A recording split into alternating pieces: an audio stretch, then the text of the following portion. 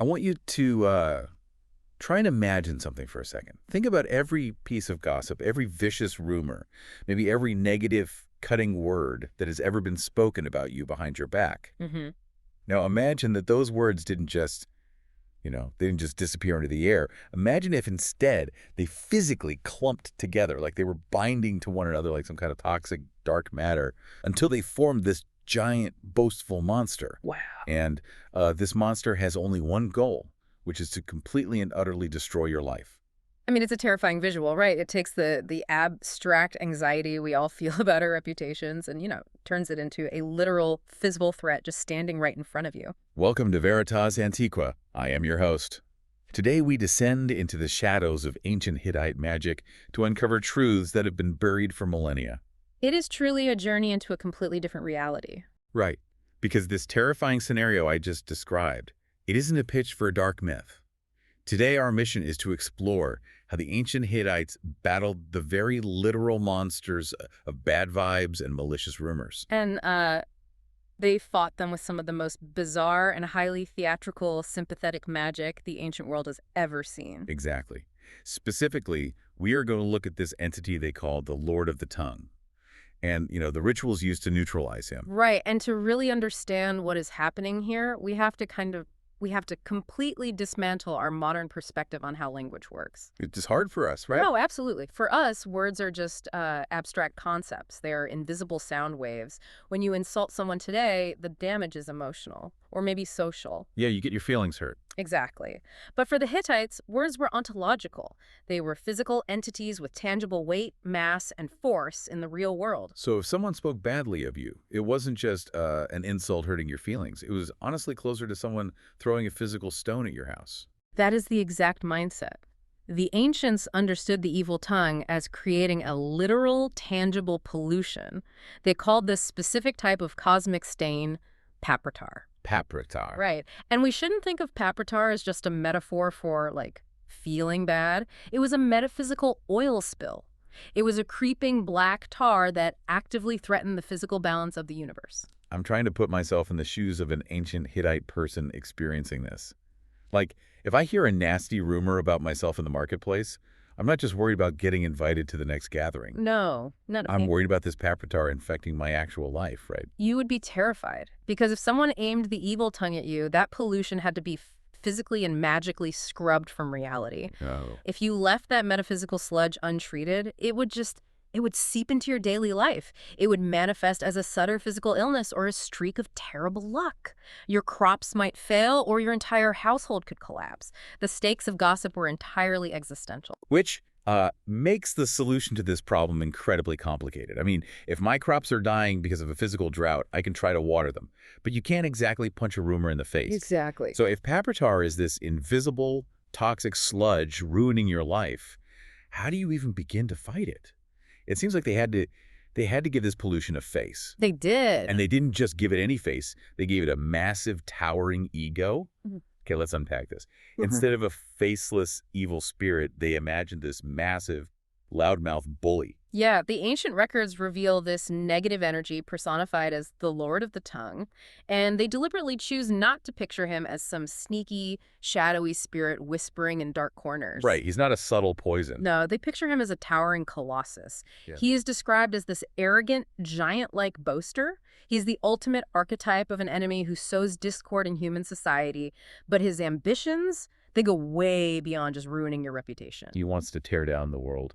Exactly. His real goal is to create chaos in the magical realm. He's so arrogant, he even aims to counter the magic of the gods themselves, like the wielder of the thunderous skies. He represents, the boundless destructive potential of unchecked negativity. He actually thinks he's completely untouchable. He does? I'm stuck on this conceptual leap, though. Let's think about this together. Why give the concept of a rumor so much physical power and arrogance? It's a great question. If you're trying to defeat something, wouldn't you want to visualize it as small and weak? Making it a giant seems like you're just, making the problem harder to solve. Well, it actually serves a brilliant psychological and magical purpose. Think about the nature of vague dread. If the evil tongue remains an invisible, formless feeling of anxiety, you are completely helpless against it. Right, you can't fight the air. Exactly. But by anthropomorphizing this negative energy, by taking that abstract terror and molding it into a boastful giant, the ritual experts could actually interact with him. Ah, I see. You're bringing him down to a playing field where the rules of engagement actually apply. If he's a giant, he has a body. Yes. And if he has a body, he can be trapped. That is the core strategy. These ancient experts, who were usually wise older women acting as seers and ritual leaders, would invite this personification into a designated sacred space. Into the physical room with them. Right. If the evil tongue is a giant who walks and talks, you can engage him in a direct, face-to-face duel of words. The goal of the ritual woman isn't just to blindly banish him, she has to outsmart him. She has to confront the literal, physical manifestation of gossip, look him right in the eye, and beat him at his own game. To restore order to the universe, yes. Surely a giant that powerful wouldn't just surrender, right? Once this arrogant bully is standing there in the ritual room with the wise woman, how does she actually defeat him? It sounds like it turns into a cosmic battle of wits. It really does. The ancient rituals outline a highly structured, dramatic dialogue. The ritual woman initiates a standard motif asking a very simple question. She just asks him, "Where are you going?" She just straight up asks this colossal manifestation of evil, "Hey, where are you headed?" Yes, and because the Lord of the Tongue is defined by his boundless arrogance, he doesn't just give a normal answer. He doesn't say, "Oh, I'm going to cause some trouble for this family." Right, you can't just be normal about it. Exactly. He responds with impossible, hyper-exaggerated boasts. He claims he's going to devour roads. He says he's going to strangle lions with his bare hands. My favorite part is that he says he's going to pluck flowers just to teach people a lesson, Yeah, it's like aggressive gardening. But he also claims he will move mountains, shift entire valleys, and completely dry up raging rivers. He is claiming ultimate power over the natural world. He is essentially declaring to the ritual expert, "I am so powerful, the foundational laws of physics and nature do not apply to me." He sounds exactly like a boastful champion in the gladiatorial arena, just yelling about how he's going to pick up a mountain and throw it into the sun. That's the exact energy. But I'm looking at the ritual woman's reaction, and I'm a bit confused. Why let him build up all that momentum? If this giant is made of toxic gossip, shouldn't she interrupt him? Shouldn't she shut him down immediately? Well, Wait, is she trying to get his claims on the record? what's fascinating here is that the bragging is the trap. Oh, wow. This is the core mechanism of sympathetic magic. The idea that similar affects similar.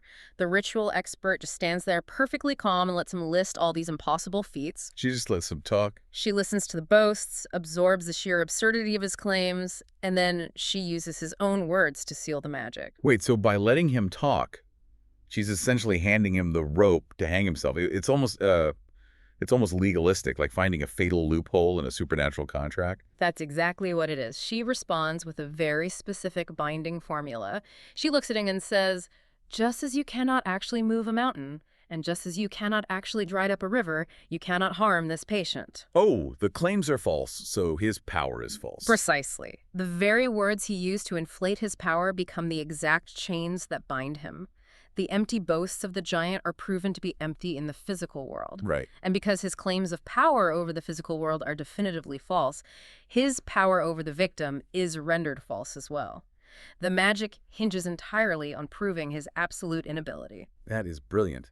But surely a verbal loophole wasn't enough to make people feel safe, right? It wasn't. Because if this giant is as terrifying as they believed, and this cosmic pollution is ruining crops and causing sickness, relying purely on a clever comeback might feel a bit too fragile. Oh, they definitely didn't stop at a battle of wits. They needed something tangible to back it up. They brought in elaborate, highly theatrical props to really lock the magic into physical reality. Yeah, the transition from verbal magic to physical analogy is where these rituals become highly visual. It's like sonic cinema. The magic had to be seen and felt in the physical world to be fully realized in the magical realm. Right. Let's unpack these allegorical rituals because the visuals are just striking. There's this incredibly vivid scene described by the ancients. The ritual setting requires a tree growing beside a spring. And beneath this tree, they place a newborn lion cub and a 1-year-old deer fawn resting together. It is a powerful symbol of nature and vitality, representing life at its most fragile and fundamental levels. I was actually wondering about the specific choice of animals there. Why a lion and a deer? Why not, a dog and a sheep or something more common to a farm? Well, Is it because they represent both the ultimate predator and the ultimate prey? that is exactly it. By pairing the apex predator's offspring with the ultimate prey's offspring, they are encompassing the entire spectrum of the natural order. The whole circle of life. Yes, they are showing that absolutely everything in nature, from the fierce to the gentle, relies on the same fundamental life forces. But then the ritual casts a shadow over that idyllic scene, doesn't it? It gets quite dark. The ritual leader creates this dark analogy. If the water in the spring dries up, the tree dies. And if the tree dies, those helpless young animals resting in its shade, the entire spectrum of life, will die of thirst. Yes. The analogy they cast into the universe is, just as the water dries up and these animals perish, so too must the evil tongue dry up and vanish completely. They are linking the existence of the negative magic to a fragile physical ecosystem and then rhetorically destroying that ecosystem. It is an invocation of death and finality to mirror the death of the curse. The mechanics of that make sense to me. But the next stage of the ritual pushes the concept of sympathetic magic to an incredibly intense level. This is where they bring in human beings to serve as the props. This is where it gets very visceral. Yeah. The ritual dictates that under a willow tree in a meadow, 3 specific men must be brought in to sit down. 1 man who is blind, 1 who is deaf, and 1 who is crippled. This represents the most intense application of sympathetic magic we know of from this era. The analogy the ritual woman casts over them is, just as the blind cannot see, the deaf cannot hear, and the cripples cannot walk, the evil magic cannot find, cannot hear, and cannot reach the patient. Yes. I mean, this is a staggering literalization of the magic. They're using living people to physically demonstrate inability. To really grasp the mechanics of this, we have to look at how they viewed the structure of reality. For them, the universe was divided into the microcosmos, the physical, tangible realm we walk around in. Right, the everyday world. And the macrocosmos, the unseen realm of gods, magical forces, and cosmic threats. So whatever happens in the microcosmos echoes up into the macrocosmos. And vice versa. The priority here was survival against existential threats. They believed they were actively under siege by supernatural forces. So, by bringing these 3 men into the ritual space, they were weaponizing the concept of inability. They physically demonstrated absolute, undeniable helplessness in the real world. Exactly. So by showing the universe a man who physically cannot walk, they are attempting to magically bind the legs of the evil tongue so it literally cannot walk toward them. They're using the most undeniable physical realities they can find to build an impenetrable wall around the victim. The blind man's inability to see becomes the spell that blinds the curse.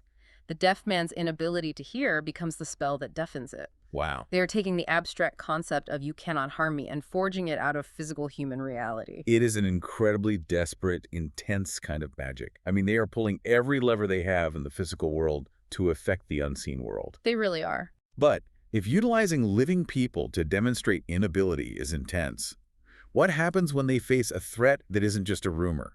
What happens when the threat is a physical illness caused by a chaotic natural event, like, say, a massive thunderstorm? That requires a different approach entirely. Yeah, they don't just rely on analogies anymore. They recruit the ultimate social outcasts to fight fire with fire. This brings us to a ritual that is just endlessly fascinating. The ritual of Madame Zuwi of Dermida. The scenario here reads like a dark fantasy. Madame Zuwi designed this ritual specifically to cure body pains and illnesses that were brought on by thunderstorms. But the cast of characters she summons to help her execute this ritual is wild. Oh, it's completely unorthodox. She brings in mythological savages who are said to drink bull blood and eat raw bull fat. And more importantly, she brings in real, historical people known as the Herkula. Yes, the Herkula. They represent a very specific and extreme demographic in that society. These are men who have committed acts of Herkul. Which means, In their law, Herkul refers to severe, taboo sexual crimes. We are talking about acts that completely shattered the fundamental moral and social order of their civilization. Committing Herkul usually meant permanent exile or even death. so I am genuinely stuck on this conceptual leap again. Okay. If you have a terrible physical sickness caused by the chaotic energy of a thunderstorm, how does bringing in exiled criminals help? It seems like the absolute last group of people you'd want near a sick person. It seems completely counterintuitive. Why use individuals who have committed deep social taboos to cure a natural illness? Huh. But why did they hide the truth? Why did they gather the outcasts? What's fascinating here is that to make sense of this, we need to break down how the ancient mind viewed the relationship between human law and natural law. Okay. Today, we see a strict division. A traffic law is made by humans, right? But gravity is a law of physics. To the ancients, there was no division. The laws of human society and the laws of nature were woven from the exact same cosmic fabric. Oh, I see where this is going. So if you break a fundamental rule of human society, You have proven that you possess the boundary-breaking power to shatter the rules of nature as well. wow. Because these men committed Hercule, they exist completely outside of societal norms. They are liminal figures. They exist in the twilight zone between the civilized world and the completely wild world. By breaking the deepest rules of human existence, they have stepped outside the natural order of things. That is a staggering way to view the world. Yeah. So in Madame Zuwi's ritual, these liminal outcasts step forward and they start making massive boasts, very similar to the Lord of the Tongue. Exactly the same kind of boast. They claim they can shorten long roads and lengthen short ones. They claim they can catch wolves by the feet, strangle giant snakes, and pick up raging rivers and toss them aside. But notice the shift in intent here. When the evil tongue made those boasts, it was chaotic energy meant to destroy. When the Hercule make those boasts, they are actively demonstrating their control over the impossible. Right. Madame Zuwi isn't letting them run wild. She is harnessing their chaotic, rule-breaking energy. The thunderstorm brings a sickness. That is the normal law of nature playing out. But these men have the power to break the laws of nature. So Madame Zuwi commands their taboo energy to look at the illness and say, actually, we are breaking the rules today. The illness goes backwards now. Yes! It is a masterclass in utilizing liminality. You are fighting chaotic natural forces with chaotic human agents. But those agents are operating under the strict directing control of the ritual expert. Exactly. She binds their taboo power, their ability to break reality, and redirects it as a highly targeted cure. We've covered a massive amount of ground today, and it completely shifts how you view the ancient world. To try and summarize this incredible journey you've just been on with us, the ancients lived in a universe where a bad rumor wasn't just socially awkward. No, not at all. It was a physical, toxic sludge that could infect your life and destroy your crops. And to fight it, they turned magic into a brilliant legalistic trap, tricking the giant Lord of the Tongue into canceling out his own power by letting him brag about the impossible. They outsmarted the chaos. They weaponized the physical inability of the blind and deaf to build an impenetrable wall around their victims. And when they needed to cure the sick, they didn't just look for herbal medicine. They brought in the most extreme social outcasts, believing that those who shatter society's rules hold the chaotic power to bend the laws of physics itself. It highlights a profound desire for agency in an unpredictable universe. We often feel completely helpless in the face of modern anxieties, right? Yeah, absolutely. But the ancients refused to be passive victims of the unseen. They used the power of language, elaborate performance, and deep psychological mechanics to assert control over their reality. They looked at the terrifying chaos of existence and decided they could build a ritual to manage it. They fought back against the invisible with everything they had in the physical world. Which leaves us with a final thought I want you to mull over. If the ancients believed that gossip and bad words were literal, physical, toxic entities that required these intense, elaborate rituals to scrub from the earth, what if the thoughts we cast into the ether today still carry that same weight? It's a heavy thought. If a single rumor whispered in a village was a giant to them, what kind of monsters are we unleashing with our words every single day?